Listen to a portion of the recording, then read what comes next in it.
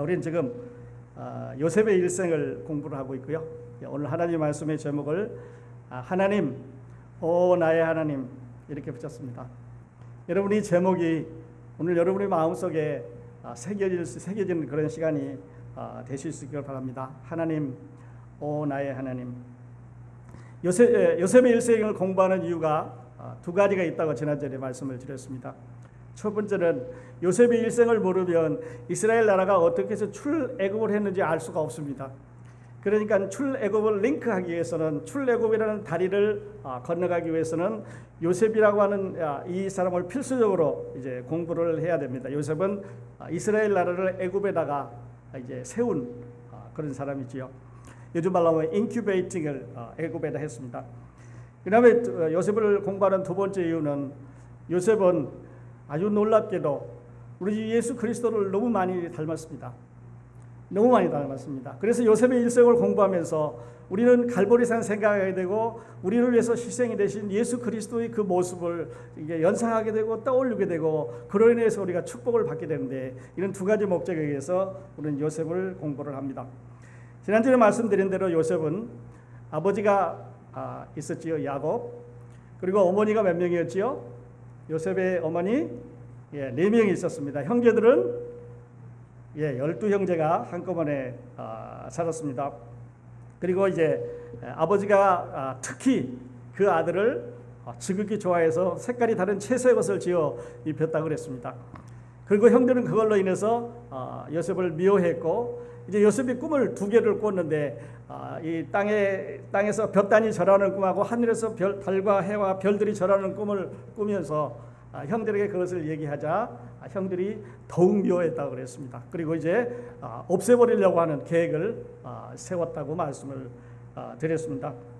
그러니까요, 아버지를 사랑하지만 형제들에게는 미움받는 우리 주님의 모습을 잠시 소개를 해드렸는데, 그런데 이제 오늘 말씀은 거기서부터 출발을 합니다.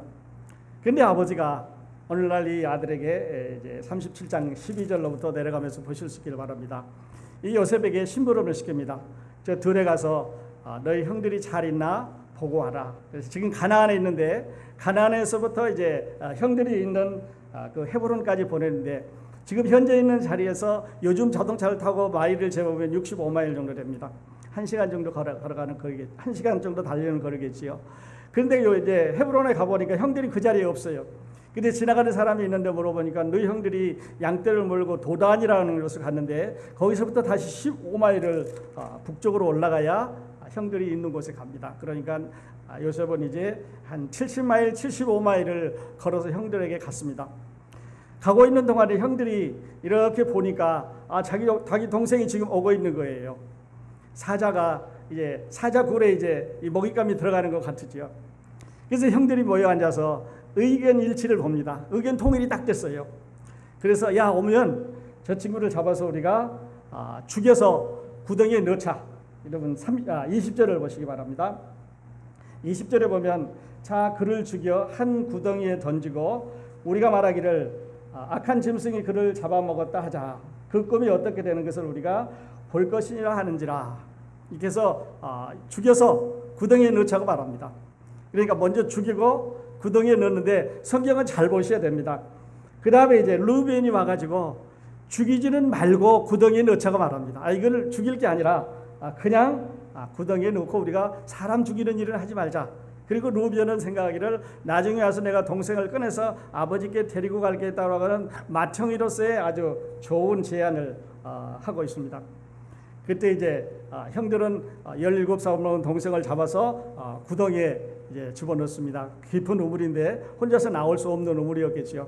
그 우물에 넣고 음식을 먹고 있는데, 그때 마침 누가 지나가냐면 25절에 보면, 그들이 앉아 음식을 먹다가 눈을 불어본즉 한때 이스마엘 족속이 길르앗에서 오는데 그 약대들의 향품과 유향과 몰약을 싣고 애굽으로 내려가는지라. 여러분, 이 향품, 유향, 몰약 뭐 이런 거 들어보셨죠? 약대에다가 이제 낙타에 싣고 지나가는데 마침 그때 지나가는 거예요. 자, 요셉은 구덩이에 있고요. 형들은 앉아서 파티를 하고 있습니다. 이제 없앴으니까 우리 이제 골치 아픈 놈 없앴다는 거지.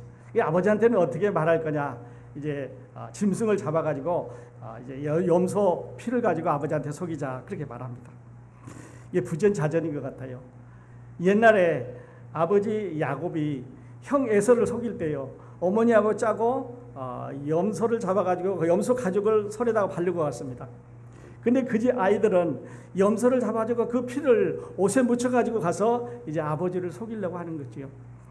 세월이 지나면서 이게 내림으로 이렇게 대 몰려오는데, 자, 요셉은 구덩이에 있고 형들은 파티를 하는데, 그때 마치 이제 애굽으로 지나가는 이스마엘 사람 장사꾼이 지나갑니다. 그랬더니 두 번째 형이 얘기를 하는데, 그러니까 두 번째 형 중에서 두 번째 사람 이 얘기를 할 때, 우리가 그 유다라는 형인데요, 이를 죽이지 말고 저 친구한테 팔자.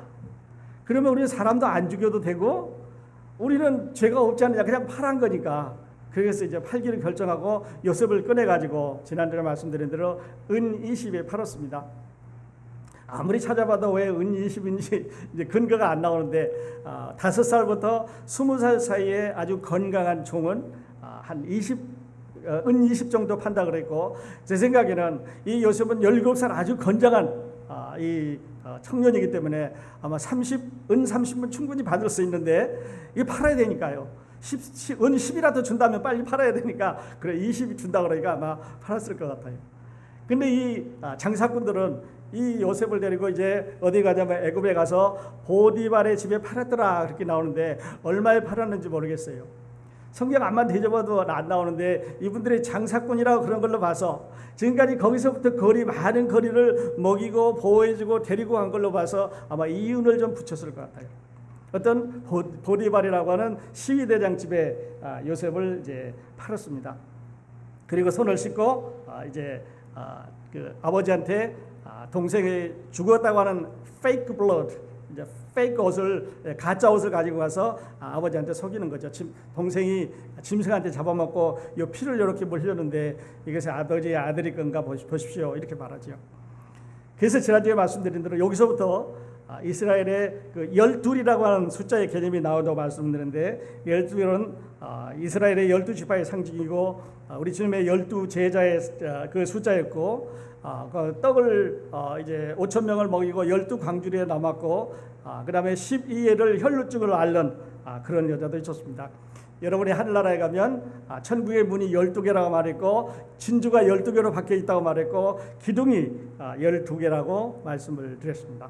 14만 4천 명이라든지 이런 그 12라고 하는 개념이 나왔는데요, 사실은 이 12라는 개념은 우리 주위에 너무 많이 있습니다. 여러분 시계 들여다보시면 1부터 12까지 이렇게 나눠 있으시죠. 1년 달력 보시면 12달 아닙니까? 그 다음에 히브리 사람들은 신을 만들었는데 12신이라고 해서 12개의 신을 가지고 있었습니다. 그러면 중국 사람이나 동양 사람들은 12지신이라고 해서, 여러분이 띠 나잖아요. 무슨 띠. 그래서 자축, 임묘, 진사, 오미, 신유, 술해, 12개 아닙니까? 그래서 쥐띠, 쥐소, 호토 이렇게 해서 이제 무슨 띠를 정하느냐가 그 12개입니다.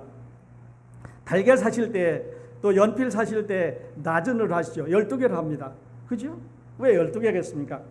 그러면 여러분 컴퓨터 쓰시는 분은, 지금 컴퓨터 갖고 계시는 분은 그 앞에 키보드 보시면 F가 1서부터 12까지 있습니다. 왜 13은 없고 10에서 끝나지 않고 12개가 되는지 우리 삶에 이렇게 지배를 합니다. 남자들 축구 좋아하시는 분은 축구공을 보면요, 오각형짜리 이렇게 그 표시를, 오각형짜리 조각을 붙였는데 이게 12개를 붙여서 축구공을 만들었습니다. 하늘의 별을 보시면요, 별자리가 12개입니다. 그러니까 이 12라는 숫자는 우리에게 아주 가까운 숫자인데, 이 숫자는 곱하기로 가면 3 곱하기 4라고 말씀드렸습니다. 3은 하나님의 숫자고 4는 이 세상을 상징하는 숫자라고 그랬습니다. 사계절, 사방, 그래서 온 우주에 가득 찬 이런 개념을 말할 때, 그래서 하늘과 땅의 모든 것을 합해서 이제 12이라고 또 말씀을 드렸습니다. 곱하기로 가면 여러분 이제 수학 잘 하시는데 5 더하기 7 이렇게 할 수 있겠죠. 더하기로 가면, 그래서 5에다 7을 더하는데 5는 우리 손가락, 발가락 다 사람의 힘을 상징합니다. 그 다음에 7은 하나님의 완전 숫자지요. 그래서 우리 생활에 이렇게 아주 가까운 그런 12라는 그런 숫자를 이제 그 이스라엘 백성들을 이용해서 하나님께서 사용을 하셨습니다. 자, 요셉이 이제 그 형제들에게 일취함을 받고 그 애굽 상인들에게 팔리는데요. 여기서 잠깐 우리가 생각해 볼 것이 있습니다. 자, 하나님 생각하십시오. 요셉이 지금 미워하는 형들에게 갈 때 그 형들이 저 친구 잡아서 우리가 없애자, 죽이자 하는 생각을 하나님께서 아셨을까요? 모르셨을까요? 요셉이 가까이 갔을 때 형들이 야 구덩이에 넣자 하는 계획을 아셨을까요? 모르셨을까요? 근데 음식을 먹고 있는데 우연히 그때 전에도 아니고 후에도 아니고 마치 그 순간에 애굽에서 장사꾼들이 지나갔습니다. 애굽을 가는 장사꾼들이 지나갔습니다. 그래서 이제 그 사람들한테 팔게 되는데 그 우연일까요? 아니면 하나님께서 준비하셔서 애굽을 구출하기 위해서 그 장사꾼들을 보냈을까요? 자, 애굽으로 데리고 갔습니다. 애굽에 많은 사람들이 그때 살고 있었을 텐데 해필이면 시위대장 보디발의 집에다가 팔았습니다. 우연일까요? 아니면 계획일까요? 그 집안에 이제 보디발이라고 하는 그 사람의 집안의 여자는 요즘 말로 하면 남자를 아주 밝히는 여자였던 것 같아요. 그래서 건장하고 튼튼한 이 히브리 종을 늘 눈여겨보다가 이제 동침하자는 제안을 하게 됐는데 하나님이 그 여자의 그런 특성을 알았을까요? 몰랐을까요? 몰랐을까요? 한 번 더 보십시다. 그래서 요셉이 이제 죄를 거절하고 감옥에 갇혔습니다. 감옥에 갇혔는데 거기 이제 술 맡은 관원장과 이제 떡 굽는 관원장 두 사람이 그 감옥에 끌려 들어옵니다. 그리고 그들이 꿈을 꾸는 걸 해석해 줬는데요. 왜 두 사람의 그 죄수가 들어왔을까요? 이거는 우연일까요? 계획일까요? 그렇게 보면요. 하나님이 하시는 일은 우연이 없습니다. 여러분 오늘 이제 예배에 오셨는데 우리가 알고 있는 생각, 우리가 갖고 있는 생각, 우리의 삶, 우리의 어려움, 우린 때로는 실패도 하고 성공도 하고 좌절도 하고 눈물도 흘리고 괴로움도 갖게 되고 우리에게만 우리 인생에 가는 이제 영어로는 로드 블락이라고 그러는데요. 우리가 잘 운전해 가고 있는데 우리가 나가는 데 큰 바위가 있습니다. 뚫고 가기 어려운 거지요. 여러분 그때 우리는 뒤를 돌아보면서 왜 나에게 이런 어려움이 있느냐고, 왜 하필이면 나에게 이런 어려운 뭉치가 어려운 힘든 일이 부딪히느라고 되돌아보는데 요셉은요 이렇게 생각했습니다. 형들이 팔았습니다. 그러니까 성경에 보면 요셉이 뒤돌아보면서 형들 나 그럴 줄 몰랐다. 나 그걸 이제 내가 너희들한테 꼭 살아와서 복수를 할 거다. 너희 그럴 수가 있느냐고 일을 한다든지 소리를 지른다든지 욕을 한다든지 뭐 이런 말이 요셉의 말이 한마디도 기록이 되어 있지 않아요. 무슨 말이냐면요. 요셉은 자기에게 주어진 환경을 자기에게 부닥치고 있는 이 어려움을 꿈으로 지금 생각을 합니다. 내가 꿈을 2개를 꿨는데 하나님이 분명히 나와 함께 하신다는 꿈이었다. 그러면 하나님께서 어떤 어려움으로 가더라도 내가 이 사람들한테 팔려가더라도 아니면 어느 집에 팔려가더라도 어디에서 어떤 상황에 어떻게 위치하더라도 그 꿈이 나한테 이루어질 거라고 하는 믿음의 확신이 있었던 사람입니다. 그러니까 요셉이 우리에게 훌륭한 이런 그 믿음의 조상이라고 종사를 받는 거죠. 여러분 어려움이 있으면요. 요셉처럼 어려움을 통해서 안 되는 것을 통해서 더 좋게 만들어 주시는 하나님이시다. 이제 나에게 있는 이 어려움을, 이 괴로움을, 이 슬픔을 이것을 극복해 주셔서 하나님이 이것으로 인해서 더 좋은 것으로 만들어 주신다고 하는 이런 믿음을 가질 수 있기를 바랍니다. 요셉은요. 그 형들이 애굽에 팔았는데 꿈꾸는 사람을 없애버리자 그래서 팔았는데 사실은 꿈꾸는 사람을 없애버리는 게 아니라 그 꿈을 달성할 수 있도록 옳은 방향으로 하나님께서 가게 하셨습니다. 그러니까 요셉이 애굽에 내려가서 이스라엘 나라를 건설하기 위해서는 그 나라에 들어가야 되는데 자기 혼자 가다 보면 힘들겠지요. 도망가다 보면 시간도 많이 걸리고 방향도 모르는데 이 장사꾼들한테 편승해서 가니까 먹여줬죠. 길 알려줬죠. 그리고 어렵지 않게 보디발의 집에 팔아줬으니까 아주 좋은 코스로 들어가는 거지요. 요셉은 몰랐습니다. 요셉은 나에게 왜 이런 일이 있는지 몰랐습니다. 형들이 왜 미워하는지도 몰랐고요. 형들이 팔 계획을 갖고 있는지도 몰랐고, 구덩이에 왜 나를 던지는지도 몰랐고, 그들 건져서 은 20에 팔아먹는지도 몰랐고, 아버지를 속이는지도 몰랐는데 그 뒤에 누가 있었냐면 하나님이 계셨습니다. 그래, 우리 하나님이 있습니다. 여러분, 이 하나님을 우리는 다른 이름으로 예수 그리스도라고 말하지요. 예수 그리스도가 우리 안에 우리와 함께 계시다고 하는 놀라운 사실을 여러분 기억하실 수 있길 바랍니다. 오늘 여러분과 함께 계십니다. 뒤돌아보지 마십시오. 요셉처럼 여러분이 하나님 앞에 선택받은 예수 그리스도의 보혈의 피로 나를 구원해 주셨다고 하는 놀라운 사실을 붙잡으시기 바랍니다. 하나님은 한 번 하신 약속을 놓치지 않습니다.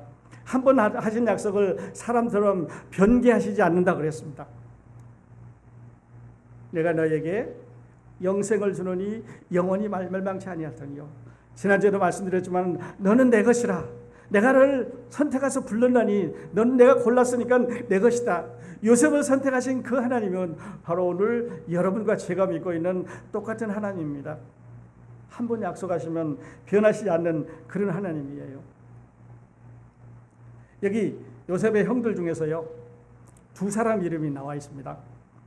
보시는 대로 22절에 보면 루벤이 맏형인데 루벤이 나와 있고, 그 다음에 26절에 보면 유다가 나와 있습니다. 둘 다 좋은 말을 했습니다. 죽이지 말고 하나는 구덩이에 던지자.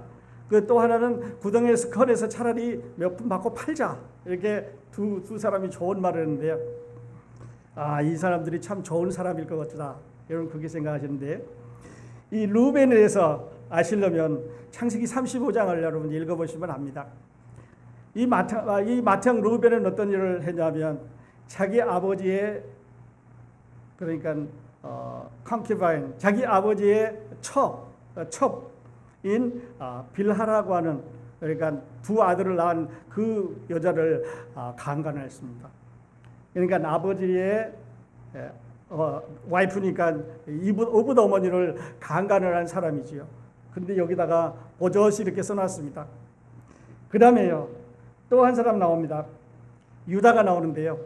다음 주에 말씀드리겠지만 유다는 더 형편없고 부끄러운 사람입니다. 유다는 다음 주에 보면은 이제 다말이라고 하는 이 자부가 나오는데, 그러니까 아들이 3명이 있었는데 두 아이가 며느리하고 결혼을 해서 죽어버렸고, 그 다음에 셋째 아이가 남았는데 이 시아버지가 며느리에게 들어가서 아이를 낳았습니다. 그러니까 이 가족이 얼마나 복잡하고 지저분한 가정이에요. 아들들도 그랬고요. 그 다음에 이제 여기 괜찮은 아들이라고 이름을 써놓은 이 사람들도 그렇습니다. 보잘것없는 가정입니다. 사람들의 모습을 내려다보면 누구나 할 것 없이 이것은 믿음의 조상이냐 믿음의 조상이 아니냐, 그런 이름을 하나님께서 붙여주셨기 때문에 우리가 믿음의 조상이라고 말하는 거지, 인간 자체로 보면 아브라함도 그렇고 이삭도 그렇고 야곱도 그렇고 요셉도 그렇고 루벤도 그렇고 루다도 그렇고 다윗도 그렇고 여러분도 그렇고 나도 그렇고 볼 게 없습니다. 볼 게 없습니다. 하나님이 지금 이렇게 소개하셨지만, 하나님이 이 사람들을 좋은 사람으로 소개하셨지만, 그러나 볼 것이 없는 사람들입니다. 하나님께서 여러분과 저를 우리의 행동으로 우리가 살고 있는 이 모습대로 이대로 카운트하시면, 이대로 해서 크레딧을 준다면 여러분과 저는 하나님 앞에 크레딧 받을 게 아무것도 없다는 말입니다. 여러분, 루벤보다 나은 게 없고요, 유다보다 특별히 나은 게 없습니다. 근데 하나님은 이 두 사람의 이름을 올려주었습니다. 그래서 이들이 요셉을 살려주려고 그랬고, 이들을 팔고 애굽으로 들어가게 하려고는 통로를 만들어줬기 때문에, 다시 말씀드려서 요셉의 형들은 하나님과 코퍼레이션, 이게 협력을 했습니다. 요셉을 애굽으로 보내는데 협력을 해서, 그래서 우리가 요셉의 이름으로 공부를 하지만 사실은 이 요셉의 일상은 누구에 관한 거냐면 하나님이 얼마나 신실하시냐 하는 것입니다. 하나님이 한번 약속하시면, 하나님이 선택하시면, 하나님이 결정하시면, 하나님의 마음이 정하시면, 하나님이 너는 내 것이라고 도장을 찍으면 얼마나 변치 않느냐는 것이, 그들의 행위와 그들의 삶과 그들이 하는 것과 상관없이 하나님은 God is good, God is faithful, He is so faithful. 하나님은 신실하시다는 말입니다. 여러분, 예수님 믿었는데 구원받았다고 하는데 때때로 힘이 없으시죠. 어떻게 보면 내가 왜 이런가? 내가 왜 이렇게 힘이 없는가 좌절하십니까? 뒤돌아보지 말고 앞을 보십시오. 하나님께서 He may have another plan for you. 또 다른 계획을 준비하실 수 있을 것입니다. 요셉은 억울해 보였지만 그러나 요셉의 이스라엘의 죄송합니다. 애굽의 총리가 되는 그런 영광을 누리겠지요.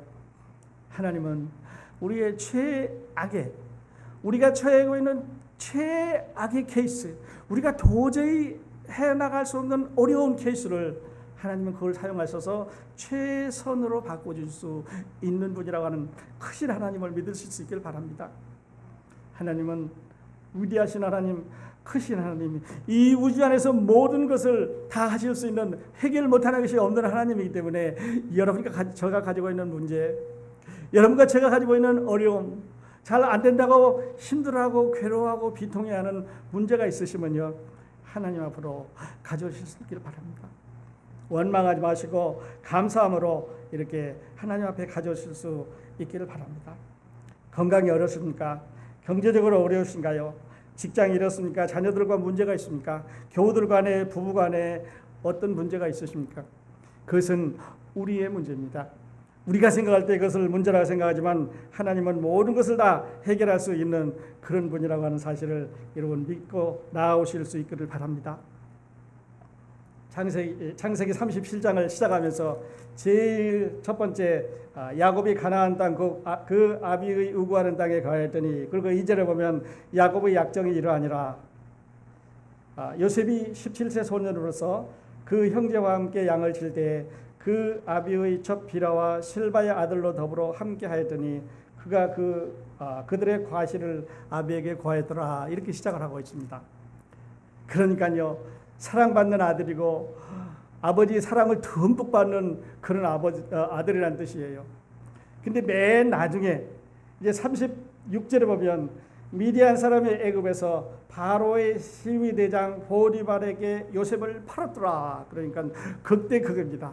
하나는 사랑받는 쪽이었고요, 하나는 종으로 팔리는 쪽입니다. 한 챕터 안에서 이제 최고에서 최하로, 그러니까 제일 높은 데서 제일 바닥으로 떨어져 가고 있는데, 그런데요, 그것을 일으키시는, 그 계획을 하시는 분은 하나님이라고 하는 놀라운 사실을 아실 수 있길 바랍니다. 하나님이 아셨습니다. 형제들이 미워할 거 아셨습니다. 그리고 애굽 상인들이 지나가게 하셨습니다. 그리고 은희 집에 사라고 하셨고, 애굽에 데리고 와서 보디발 집에 파라고 하셨고, 그 집에 아주 고약한 여자가 있었다는 것도 알고 그 집에 감옥이 있었다는 걸도 알았습니다. 그리고 그 후에 감옥 안에 죄수들 두 사람이 들어와서 꿈을 해석을 못하는데 요셉이 해결해 주실 걸 알았습니다. 그리고 요셉이 속해 있는 애굽 전국 방방곡곡에 바로의 꿈을 해결할 수 있는 사람이 없어서 결국 누구에게 그 꿈 해몽이 떨어졌냐면 요셉에게 떨어졌다고 하는 걸 압니다. 그러니까 그 꿈 해몽해주고 30살에 애굽의 총리가 되었지요. 하나님이 아셨습니다. 하나님은 우연이 없다고 늘 말하지요. 하나님은 우연이 없으신 분인데 하나님께서 예비하시고 하나님께서 준비하셨습니다. 오늘 여러분에게 한 번 더 드리고 싶은 말씀은 이건데요, 아직도 이렇게 여러분 삶을 준비하시는 하나님, 여러분의 인생을, 여러분의 일생을 이렇게 인도해 가시는 하나님, 그 하나님을 막연히 그냥 먼 발치에서 이렇게 믿으시면 오늘 이 하나님은 확실히 이 요셉을 통해서 마음에 믿으시기를 바랍니다. 이 하나님을 만나는 방법은 그렇게 공부를 많이 해야 되고 성경을 많이 알아야 되고 그런 게 아닙니다. 아주 적은 교회에서도, 아니면 아주 낮은 어떤 학문이나 그 마음의 그 지식을 가지고도 하나님은 발견할 수 있게 됐습니다. 그것은 예수 그리스도를 믿는다고 하는 단어지요. 그래서 큰 교회 많은 것 성경을 엄청 공부해야만 여러분 하나님 만드는 게 아니고요, 누구든지 만나실 수 있도록 스트리트 레벨, 영어로는 스트리트 레벨, 가장 낮은 그리고 쉬운, 누구나 알아들을 수 있는 이런 믿음이라는 것을 통해서 여러분 만나주신다고 하는 사실을 마음에 드실 수 있기를 바랍니다. 그 다음에 다시 본문으로 이제 돌아가서요, 29절에 보면 르벤이 돌아와서 구덩이에 이르러 본즉 거기 요셉이 없는지라 옷을 찢고 그리고 아우들에게로 와서 가로되 아비가 없도다. 나는 어디로 갈까? 이 맏형이 이제 아버지한테 들어가서 할 얘기가 없어졌어요. 심부름하던 동생이 없어졌으니까요. 그래서 염소를 잡아서 피를 발라가지고 이제 아버지에게 옷을 가지고 가는데 그 아버지의 모습이 이제 참 대조적입니다. 거기 32절에 보면 그 채색 옷을 보내어 그 아비에게로 가져가다가 이르기를 우리가 이것을 얻었사오니 아버지의 아들이 옷인가 아닌가 보소서하매 아비가 그것을 알아보고 가로되 내 아들의 옷이라 악한 짐승이 그를 먹었도다. 요셉이 정령 찢겼도다 하고 여기 두 사람의 아버지가 있습니다. 하나는 요셉의 아버지지요. 요셉이 없어진 것에 대해서 이 가짜 피를 보고 눈물을 흘리면서 내 아들이 죽었구나 하고 슬퍼합니다. 그런데 하나님 아버지 계십니다. 여러분과 저를 인도하시는 하나님 아닙니다. 저 하늘나라에 이제 우리 영혼을 영원히 책임지실 하나님 아버지는 그 야곱이 막 울고 있는 그때에 요셉이 다른 길로 갈 수 있는 길을 예비해 주셨습니다. 그러니까 인간의 한계는 그런 것 같아요. 자기가 아무리 사랑하는 아들이라도 그 피를 보니까 눈물을 흘리면서 이게 내 아들이 왜 죽었냐 이해를 못하는데 하나님 아버지는 이미 다 애굽으로 갈 길을 예비하셔서 이제 애굽에 거처할 것을 두셨다고 하는 그런 말이지요. 여기서 하나 더 생각해 볼 거는요. 그 아들들이 가지고 간 그 짐승의 피, 그러니까 염소의 피를 묻혀 있는 그 옷을 보고 아버지가 아들이 죽었다고 이제 눈물을 흘립니다. 저는 여기를 보면서요, 우리 주 예수 그리스도를 생각해 봤습니다. 하나님께서 그 아들을 세상에 보내셔서 십자가 위에서 찢기시고 창에 맞게 하시고 사람들한테 뺨도 맞으시고 수염도 뽑으시고 침도 뱉고 벨길질도 하고 이런 거를 그런 모습을 보실 때 하나님께서는 이 야곱이처럼 눈물을 흘리면서 내 아들을 그렇게 하지 말라고, 내 아들을 거기서 수답하라고, 나의 하나님 어찌하여 나를 버리셨나이까? My God, why are you forsaken me? 그 사람들 말로 하면 일라이 라마 사박다나이 소리를 지를 때 하나님은 그래 그만 견뎌고 그만 수답하고 나와라고, 그 사람들을 다 없애주시지 않고 하늘을 깜깜하게 해버리시고 천둥을 내리시고 어둠을 임하게 함으로 해서 그 소리를 그 모습을 그것들 안 보셨다고 하는 복음서의 기록을 우리가 봅니다. 여러분 왜 그랬을까요? 야곱은 아들의 피를 보면서 가짜 피를 보면서 슬퍼했는데 우리 주 예수 그리스도의 아버지 하나님은요, 그렇지 않으면, 그렇게 하지 않으면, 그 방법을 쓰지 않으면 여러분과 저 같은, 여기 나오는 루벤이나 유다 같은 겉으로는 건사해 보이지만, 겉으로는 종교적인 것 같지만, 겉으로는 하나님을 잘 섬기고 옳은 말을 하는 것 같지만, 그러나 우리 죄 가운데 살아있는 여러분과 저를 구원하실 수 없기에 하나님은 세상을 어둠으로 덮으셨습니다. 그리고 끝까지 모든 일이 다 끝날 때까지 다 이루었다고 하는 마지막 이 외침이 들릴 때까지 그냥 나대로 두셨습니다. 그리고 이제 비를 내렸고 무덤에 내려가셨고 3일 만에 부활하셨지요. 이 요셉도 그렇습니다. 요셉도 이제 그 감옥에서 나와서 애굽의 총리가 되는데 예수 그리스도도 죽음에서 부활하셔서 이제는 하나님의 독생자로 충분히 퀄리피케이션을 이제 얻었다고 하는 것을 볼 수가 있습니다. 미워하는 형들, 좋아하는 아버지, 형들이 내가 가면 틀림없이 최소한 나를 놀리고 최소한 나에게 좋지 않은 일을 할 것이라고 하는 것을 아는 이 요셉은 아버지가 형들이 어디 있나 보라 그랬을 때 이렇게 말합니다.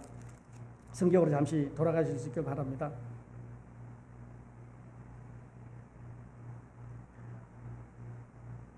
(12절에) 보면요, 형들이 세겜에 가서 아비의 양떼를 칠 때 이스라엘 요셉에게 이르되 내 형들이 세겜에서 양을 치지 아니하느냐? 너를 그들에게로 보내리라. 요셉이 아비에게 대답하여 가로되 내가 그리하겠나이다. 형들이 자기를 미워하는 거 압니다. 최소한도 놀리고 어떤 어려움이 있는 것을 그 사람들이 나를 잘 대우해 주지 않을 걸 알지만 아버지가 내려가라 그랬을 때 아버지 말씀에 순종하는 요셉을 우리가 한 번 더 생각을 해보십시다. 세상에 오면, 자기 땅에 오면 자기 백성들이 거절하고 이제는 그 십자가의 죽음의 앞에 있는다고 하는 것을 아시는 우리 주님께서도 세상에 내려가셔서 우리를 구원하려고 하는 하나님의 이 말씀에 순종해서 세상에 오셨습니다. 그의 삶은 totally, completely, perfectly 이렇게 하나님 말씀에 순종하는 삶이었던 것을 우리가 보게 됩니다. 이 예수님, 요셉이 만났던 하나님입니다. 요셉은 예수님이 태어나기 전에 이름을 불렀기 때문에 하나님 이름이라고 불렀습니다. 사랑하신 여러분, 우리는 하나님이라고 안 불러도 되지 않습니까? 우리는 예수 그리스도라고 부르면 됩니다. 우리의 구주라고 부르면 되고요. 우리를 사랑하는 자라고 부르면 되고 우리 안에 계시는 분이라고 우리는 그렇게 믿고 있습니다. 요셉을 인도하셨던 하나님, 오늘 우리 크로스포인트와 함께 하시는 하나님, 여러분과 함께 하시는 그 하나님, 어떤 어려움도 어떤 힘든 일도 여러분이 그를 믿고 의지하기만 하면 해결해 주신다고 하는 놀라운 축복을 우리에게 약속하신 그 하나님입니다. 그 하나님 이제 마음으로 이렇게 의지하시면서 저는 이렇게 결론을 내리고 싶습니다. 요셉을 선택하신 하나님이 여러분과 저와 우리 모든 크로스포인트의 가족 여러분을 선택하셨습니다. 그러니까 우리는 요셉이 받았던 그 축복을 받을 수 있는 그런 동일한 조건을 충분히 가지고 있는 사람들이죠. 요셉이 미움받는 것도 아셨고요. 요셉을 팔려는 형들의 계획도 아셨다고 말씀을 드렸습니다. 요셉이 보디발 집에 들어갈 것도 아셨고 그 부인에게 어떤 사람인 것도 아셨고 그 감옥이 어떻게 될 것도 하나님께서 하셔 애굽의 수많은 사람들 중에서 꼭 그 집에 하나님께서 넣으셨습니다. 하나님의 계획이지요. 여러분 우리에게도 이런 계획이 있다는 것을 생각하실 수 있길 바랍니다. 그리고 어려우시면 오늘 아침에 이 요셉을 생각하시면서 그 환경, 그 처지를 여러분 잘 넘기실 수 있기를 바랍니다. 경제적으로 또 직장으로 자녀들로 부부관계로 어려움, 여러분의 믿음에 달려있는 그런 문제가 아닌가 싶습니다. 오늘 확신을 가지고 끝내십시다. 요셉은 우리에게 말합니다. 나 봐라. 형들이 날 그렇게 미워하고 나를 그렇게 없애려고 그랬지만 내 하나님이, 너희 하나님이, 우리 하나님이 우리 돌보지 않느냐. 그러므로 내 말을 듣고 나를 보고 나를 표준으로 해서 힘을 내서 힘을 얻고 우리 예수 그리스도를 섬기자고 말합니다. 여러분 우리가 예수 그리스도를 섬기는 방법은 여러 가지가 있겠지만요. 그의 복음을 전해드리는 이 소식을 알지 못하는 이 귀한 소식을 알지 못하는 사람들에게 이 소식을 알려주는 이 복음의 소식을 알려주는 것이 우리가 그를 기쁘게 하는 일이고요. 우리가 그를 위하는 일입니다. 그의 은혜에 보답하는 일 아니겠습니까? 사랑하는 우리 주 예수 그리스도 우리를 위해서 모든 것을 해주신 그 하나님께 우리가 영광을 돌려드립니다. 기도하겠습니다.